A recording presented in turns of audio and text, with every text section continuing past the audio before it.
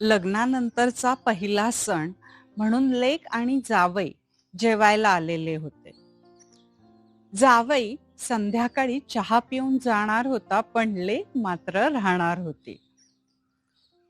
लग्न अगदी साध्या पद्धतीने करायचं म्हणून मोजून 25 लोकांनाच बोलवलेलं होतं. माझ्या अगदी जवळच्या मैत्रिणी राहिलेल्या होत्या. त्यांनाही ह्या निमित्ताने आज जेवायला बोलावलं. जेवण चालू करणार त्यावेळेला जावयाला काहीतरी मेसेज आला आणि चेहऱ्यावरनं कळलंच की काहीतरी बिनसलेलं आहे. पण तरीही त्याने हसत खेळत जेवण केलं आणि म्हणाला, आता मला काम आहे, मला जायला पाहिजे. म्हटलं जाऊ देत ना, असं पण हे लग्न मला पसंतच नव्हतं.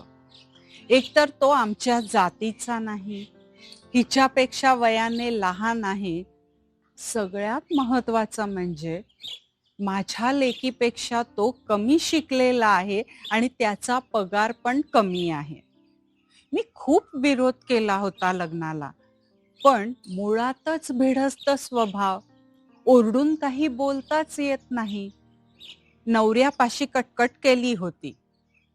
नवरा म्हणाला, हे बघ, हे तिचं आयुष्य आहे, तिचा जोडीदार शोधण्याचं काम तिचं आहे आणि तिने तो शोधलेला आहे. चांगले 5 वर्ष एकत्र होते. आता लग्नाला सुद्धा इतके दिवस झालेत. ठीकच चाललं आहे की त्यांचं. आता म्हणशील तर शिक्षण, तो शिक्षणाने कमी नाहीये. तुझी मुलगी शिकलेली वेगळं आहे आणि हा मुलगा वेगळं शिकलेला आहे. आता पगाराच्या बाबतीत म्हणशील तर थोडासाच पगार आपल्या लेकीपेक्षा जावयाला कमी आहे, पण तो वाढेल नंतर आणि नाही वाढला म्हणून काय फरक पडतो? तो किती वेगवेगळे उद्योग करायचा प्रयत्न करतोय ते बघ. त्याला त्याचा स्टार्टअप चालू करायचा आहे. धडाडीचा मुलगा आहे तो. आणि प्रत्येक गोष्ट आपल्या मुलीपेक्षा सुपिरियरच असली पाहिजे, हा कसला अट्टहास? करतील दोघं, पडतील आणि जातील पुढे. आपण संसार चालू केला त्यावेळेला काय होतं आपल्याकडे? त्यावेळेला आहे त्या गोष्टींमध्ये तू संसार केलास की नाही? मग आता तुझा हा जो अट्टहास आहे, तो योग्य आहे का? तू तुझ्या दृष्टिकोनातनं बघतेस, तिच्या दृष्टिकोनातनं बघ ना. आता इथपर्यंत मी कसंबसं मान्य केलं होतं, कारण मला नाही म्हणता येतच नाही. चांगलं त्याच वेळेला नाही म्हणायला पाहिजे होतं. आता सुद्धा बघा, जावई गेला, संध्याकाळचा चहा झाला आणि लेक म्हणाली, आता मला जायला पाहिजे. तुझ्या मैत्रिणी सुद्धा घरी गेलेल्या आहेत. त्यामुळे तुला जे वाटेल ना, की माझ्या मैत्रिणींच्या समोर माझी मुलगी रात्री राहायला आली होती, ती निघून गेली, म्हणजे तुझी नाचक्की झाली, असं होणार नाही. मला माझ्या नवऱ्याला बरं वाटत नाहीये म्हणून घरी जायला लागणार आहे. इतका धडधाकट होता येताना आणि अचानक आजारी पडला. कारण तरी पटण्यासारखं आहे का? नवरा म्हणाला, तिच्याकडे काय चाललेलं आहे हे तुला माहिती असेल का? माझं म्हणणं होतं, मी आई आहे ना, मग मला सांगायला नको? आईपासनं कोणी काही लपवून ठेवतं का? नवऱ्याचं उत्तर तयार होतं. तू तुझ्या आईला किती गोष्टी सांगितल्या. आपल्याकडे पैशाची चणचण होती, त्यावेळेला तू बोललीस का? मग आता तुझ्या लेकीनी तुला सांगायलाच पाहिजे, हा परत तुझा हट्ट नाहीये का? मी म्हणतो त्याप्रमाणे ते त्यांचे प्रॉब्लेम सॉल्व्ह करतील ना. आपण शिकवलेलं आहे आपल्या मुलीला, तीही बाहेर शिकतेच आहे. वेगवेगळ्या गोष्टी शिक्षणाच्या नाही, पैसे कसे सांभाळायचे, आपला उद्योग कसा सांभाळायचा, करेल ना ती तिचं. किती आपण तिच्या संसारात लुडबुड करणार आहोत. मी लुडबुड करते. मी तिला विचारते, तुला पैशाची चिंता नाही ना? माझ्या आईकडे पैसेच नव्हते. ती कुठनं देणार होती? देवदयेने आपल्याला एकच मुलगी आहे आणि थोडेफार पैसे गाठीशी आहेत. मग मुलीला दिलं तर काय बिघडलं त्यात? नवरा म्हणाला, तिचा स्वाभिमान जपणं हे आपलं काम आहे. तिचं ते मूल्य आहे, की मला माझ्या हिमतीवरती संसार करायचा आहे. पडेल ती, उठेल आणि जाईल ना. आता सुद्धा काहीतरी झालेलं आहे, पण तू शांत बस ना. तुझ्या या अशांत होण्याने आणि तू तिला फोन करणार, कटकट करणार, ह्यातनं काय साध्य होणार आहे? असं काहीही आकाश कोसळलेलं नाही. महाभयंकर काहीही झालेलं नाही.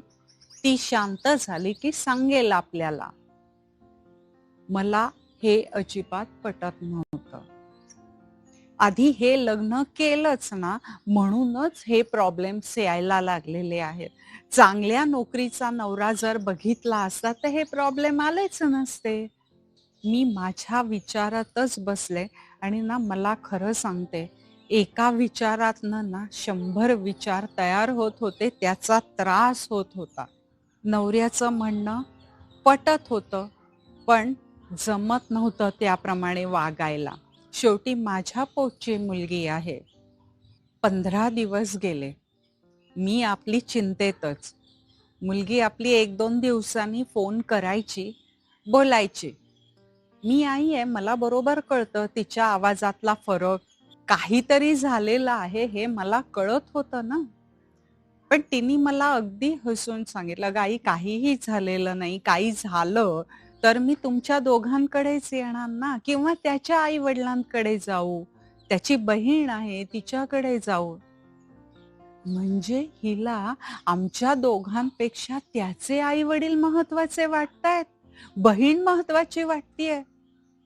आणि नवऱ्याला हीच गोष्ट आनंदाची वाटत होती, की आपली मुलगी सगळ्यांचा विचार करते आहे. सगळ्यांना आपलंसं करून घ्यायचा प्रयत्न करते आहे. आणि मला वाटत होतं, हिची सासरची लोकं नक्की हिच्या डोक्यावरती बसणार आणि त्रास देणार. असेच 15-20 दिवस गेले. मुलगी घरी आलेली होती. अगदी तिच्याबरोबर जावईसुद्धा आला हो. मला तिने सांगितलं, "आई सॉरी, कारण त्या दिवशी मी रात्री राहणार होते. पहिला सण होता आमचा लग्नानंतरचा. पण ह्याला मेसेज आला आणि त्याची नोकरी गेलेली होती. तरीही तो शांतपणे जेवला, शांत राहायचा प्रयत्न केला. तो गेल्यानंतर त्याची तडफड मला बघवत नव्हती म्हणून मी गेले. हा माझ्यावर टाकलेला बॉम्ब होता. मी चिडले, पण उच्च स्वरात बोलायचा माझा स्वभावच नाही ना. मग मी तिला म्हटलं, "अगं पण तू मला सांगायचं ना, आम्ही मदत केली असती." मुलगी म्हणाली, "कशाला? मी कमवते आहे. माझ्या पैशामध्ये आमचं घर व्यवस्थित चालतं आहे. भले तुझ्यासारखी मोठी गाडी नसेल माझ्याकडे, मोठं घर नसेल, पण माझं वय पण लहान आहे. मला माझ्या हिमतीवर काहीतरी करू देत ना. प्रत्येक वेळेला तुझ्या चष्म्यातनं का आम्हाला बघतेस? आम्हाला आमचे चष्मे आहेत, आम्हाला आमचं काहीतरी वाटतं आहे. आमचे दृष्टिकोन वेगळे आहेत. आणि तुला आज आनंदाची गोष्टच सांगायला आलेले होते, की माझ्या नवऱ्याला एक नोकरी मिळालेली आहे आणि शिवाय त्यांनी स्टार्टअप सुद्धा चालू करायचं ठरवलेलं आहे. त्याचं आमंत्रण द्यायलाच आम्ही दोघं आज आलेलो आहोत. आता मला हे पुढचे प्रश्न विचारू नको. ह्या स्टार्टअपमध्ये नुकसान झालं तर? तुम्ही किती पैसे घातलेत? मग त्याच्या पुढचं काही ठरवलेलं आहेत का? Blah, blah, blah. आम्ही रिस्क घेतो आहोत. त्याची तयारी ठेवलेली आहे. माझी नोकरी पक्की आहे आणि माझ्या नवऱ्यावर माझा विश्वास आहे. हे म्हटल्यानंतर मी काय बोलणार होते? पण स्वतःला बदलायचा प्रयत्न मात्र मी नक्की करणार होते, कारण ती माझी एकुलती एक मुलगी होती. पहिला बदल माझ्या दृष्टिकोनामधला. माझाच दृष्टिकोन बरोबर आणि मुलीचा आणि जावयाचा दृष्टिकोन चुकीचा. हा माझा चुकीचा दृष्टिकोन बदलला.